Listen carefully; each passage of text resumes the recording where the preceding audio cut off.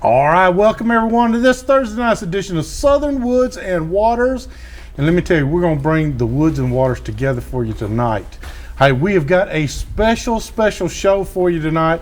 I have got one of the country's all-time leading recording artists, and that is Gary Morris is going to be on the show tonight.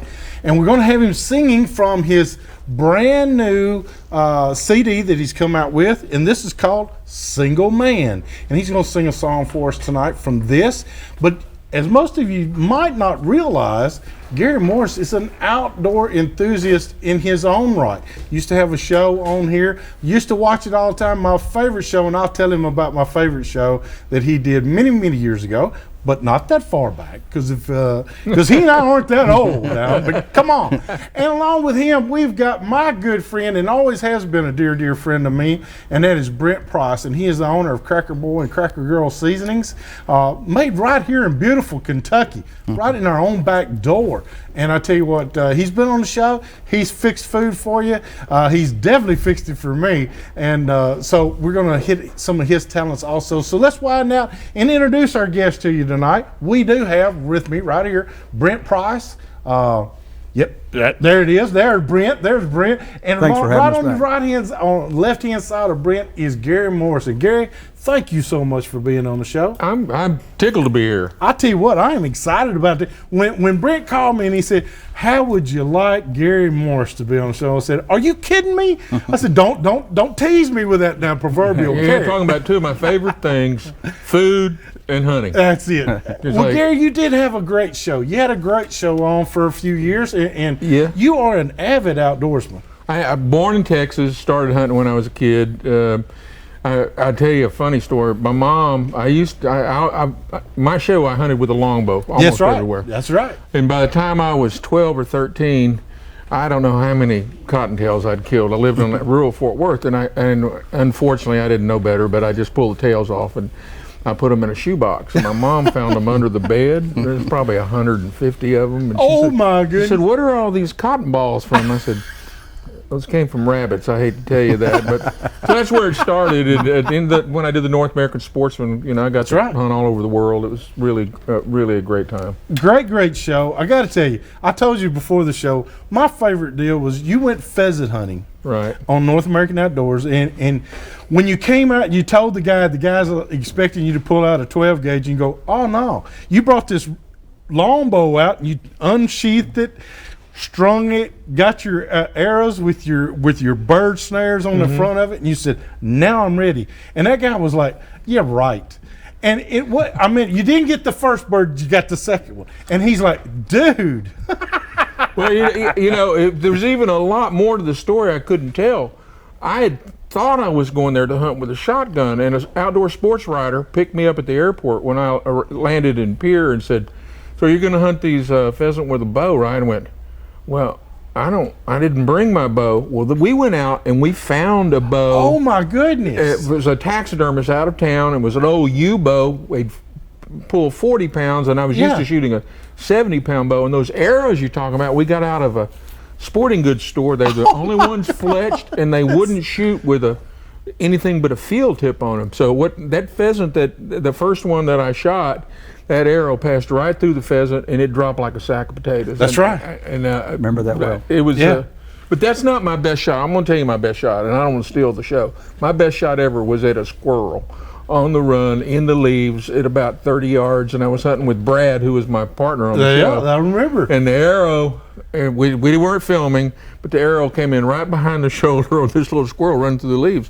Total luck. But I went over and picked it up and said, "Do I know what I'm doing? Do I know? That's true. What I'm doing or what?" Yeah. But you gotta say, man, that means a lot. If you went and got somebody else's bow, went and bought some arrows just to make the producer feel good. Yeah, it was fun, and then I actually shot quite a few of them. Yes, you did. You had a bag full at the end of the day. Yeah, so it was a fun time. They made me come down. There was a TV show down in Mississippi, and they said, "Well, will you come down and bring your bow? We're going to have a quail hunt." I said, "You're going to do what?" "We want and we're going to call it Cowboys and Indians. We'll bring some guys with shotguns." And they had another guy with a compound bow and me with my longbow. And as I live and breathe, First covey of quail got up, no one busted any of them. Second covey of quail got up, I killed the first quail with an arrow. Awesome. It was a flu, but I mean, it was an arrow. It's okay. And that was the only one I killed. And the Cowboys won. They beat us like 5 or 6 to 1. I mean, in terms of, but I did kill. But you got the first one, and it was on film, so it was like that's the way to be. It was fun. And I tell you what, it says a lot about your personality and everything, because you have to be an accomplished arrow or archer to do to try those things, and that means you put a lot of hours in, Gary. I did. When I was doing the North American Sportsman, I was in the field 180 days a year, and I'll give a plug for Byron Ferguson. I Yes, got a bow he's been from on the Byron, show. Oh yeah, and shot with him, and then we used to shoot at night in the woods. We set up targets with a candle with the flashlight on stuff, and you start seeing different. It's just different when you shoot a longbow. Oh yeah. So the difference mainly is you're looking at an animal. You're not looking at a sight. You're looking at an animal, so it's all instinctive. But it was great fun. I had great fun, and I'm doing some of that again. I mean, I'm revisiting a whole lot of hours of the North American Sportsman, and looking at putting together some stuff that's the best of the old and the best of the new. I'm going to go to Russia and fish. I just got back from Montana, and I did a mule deer hunt, and so I'm filming some stuff to maybe go back on the network or on a network or maybe just do a best of package. So I'm kind of back at it. Well, you're always welcome to come on this show. Well, I'm going to write that down. You write it down, because we need to go fishing, Gary. You and I need to do some fishing around here and get you back on here and talk about some hunting and fishing going on right here in our own backyard. I'd love to do that. I'd love to get more involved in Tennessee. I do the governor's hunt. That's right, and we're going to talk about the governor's hunt too. That's coming up in April, and that's always a grand event. Right. The governor's one shot. I have to tell you one time, real quickly. I made the governor's one shot into the governor's 5 shot the second time I ever was there.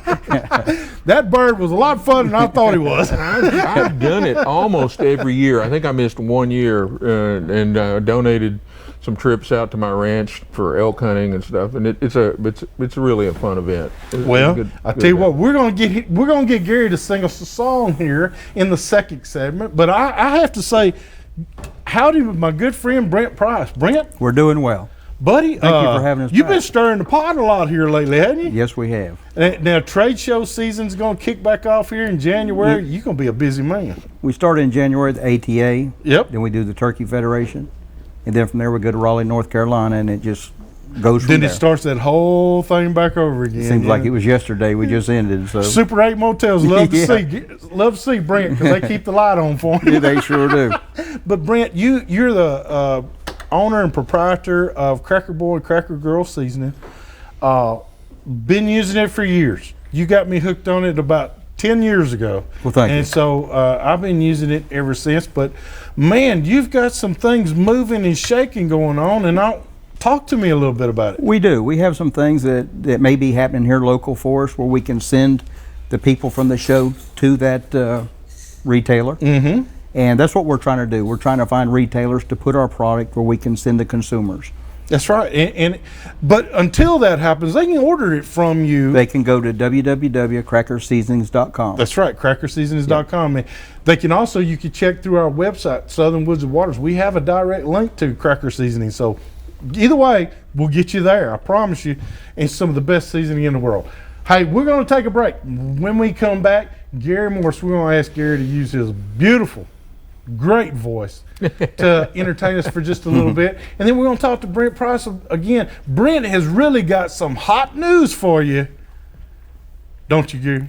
Don't you, Brent? We do. And then we got a special for you over there cooking in the recipe section. So hurry back to more of Southern Woods and Waters.